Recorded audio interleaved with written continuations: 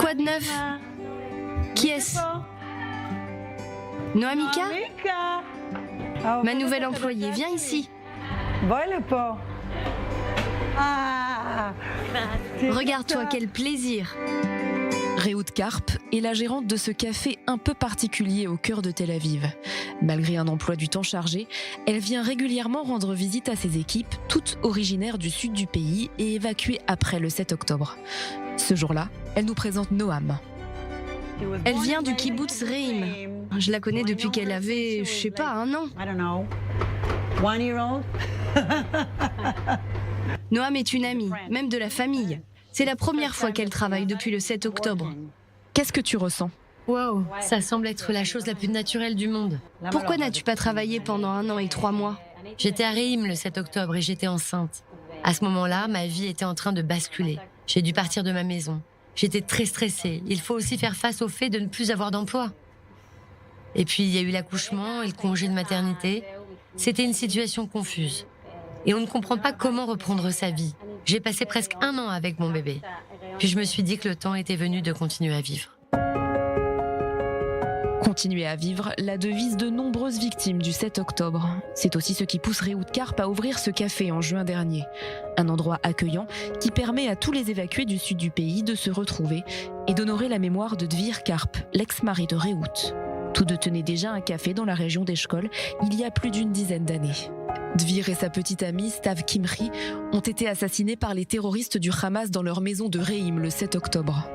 Dvir, mon ex-mari, était un chocolatier professionnel. Il a étudié en Belgique et il avait les meilleures recettes. À l'époque du Covid, je l'ai convaincu de les écrire, quelque part parce qu'il faisait ses chocolats tellement de fois qu'il ne les écrivait pas. Après son assassinat, j'ai pris les recettes de son ordinateur et je les ai données à un chocolatier professionnel pour qu'il essaie de les réaliser. Il était très important pour moi d'honorer sa mémoire en faisant quelque chose de significatif pour lui. Même s'il était mon ex-mari, nous avions de bonnes relations. Ce jour-là, il est sorti avec une hache et a protégé les enfants. Donc pour moi, c'était un héros. Le 7 octobre, Rehout est dans le centre du pays. Dvir et Stav sont à Reim avec 2 des enfants de Dvir et Rehout, Daria, 10 ans, et Lavi, 8 ans et demi. Lorsque les terroristes entrent dans la maison, Dvir et Stav sortent armés d'une hache et d'un couteau afin de protéger les enfants restés dans la pièce sécurisée. Mais Daria a vu son père sauter sur le terroriste et être assassiné. Pour ne pas voir les corps, Daria s'est couvert le visage avec une couverture. Les terroristes sont entrés dans la pièce sécurisée et ont enlevé la couverture de sa tête. Lorsqu'ils se sont rendus compte que c'était une petite fille, ils ont décidé de ne pas lui faire de mal. Ils l'ont couverte à nouveau et ont vu mon fils, Lavi, il était allongé sur un lit. Ils ont pris un rouge à lèvres et ont écrit sur le mur « Al-Qassam ne tue pas les enfants ».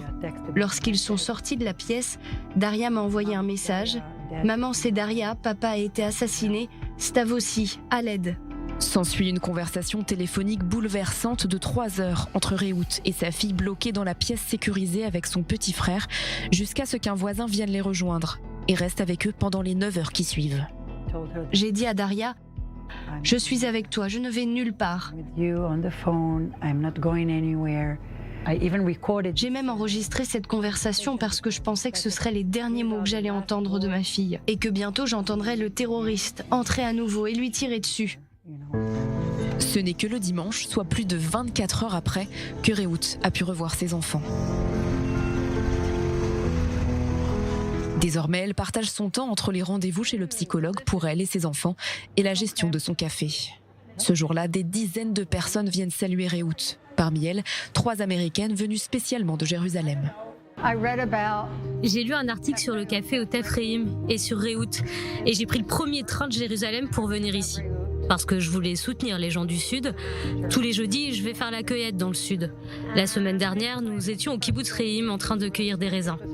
Idel et Harriet ont dit qu'elles voulaient venir à Tel Aviv pour la journée. J'ai répondu que notre premier arrêt serait le café au Tef Reim.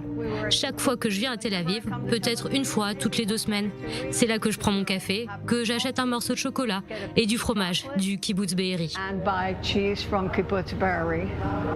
C'est aussi l'occasion de sortir des réseaux sociaux et de rencontrer des personnes issues des communautés de la périphérie de Gaza.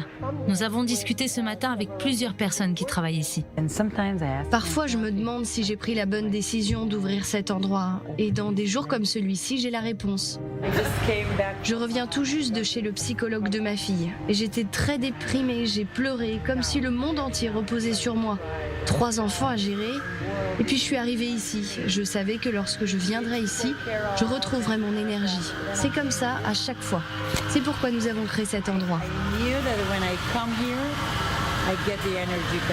Mes enfants sont traumatisés, ils ne vont pas vraiment à l'école.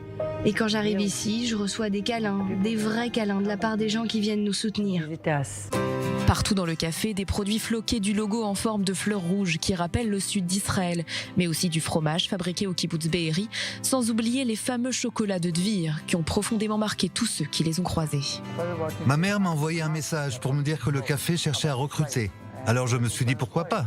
Quand je suis entré ici pour l'entretien et que j'ai vu ce chocolat, j'étais très ému et nostalgique parce que j'ai grandi avec ce chocolat, surtout celui à la gaufre. C'était mon préféré. Le voir une fois de plus, c'était comme waouh. Après ça, j'ai compris à quel point cet endroit est important pour les gens et à quel point je peux avoir une influence en travaillant ici, en racontant mon histoire et celle des autres. Ce n'est pas un café ordinaire, ce n'est pas comme si vous veniez ici, que vous preniez votre café et que vous partiez. Vous entendez l'histoire, vous regardez les murs, mes employés ont leur histoire. C'est comme s'il était légitime d'en parler ici. C'est la maison du 7 octobre. Avant de travailler ici, j'étais photographe à l'armée et 1 an avant le 7 octobre, j'ai photographié une bat mitzvah. La jeune fille et sa mère ont été tuées le 7 octobre. Alors j'ai compris à quel point les photos étaient importantes. Toute la famille pleurait. C'est très difficile pour moi d'en parler. Après cela, j'ai décidé que j'avais besoin de temps pour respirer. Et ici, c'est le bon endroit pour cela. Mais tous les employés sont formels. Lorsqu'ils le pourront, ils retourneront vivre chez eux dans le sud. Alors beaucoup s'inquiètent de ce qu'il adviendra de cet endroit. Je ne peux pas vraiment dire ce qui va se passer, mais je sais ce que je veux qu'il se passe. Vous voulez le garder ? Je veux le garder, ce n'est pas un pop-up. Une bonne nouvelle pour tous ceux qui n'ont pas encore pu s'imprégner de cette ambiance si particulière et goûter le café et les chocolats.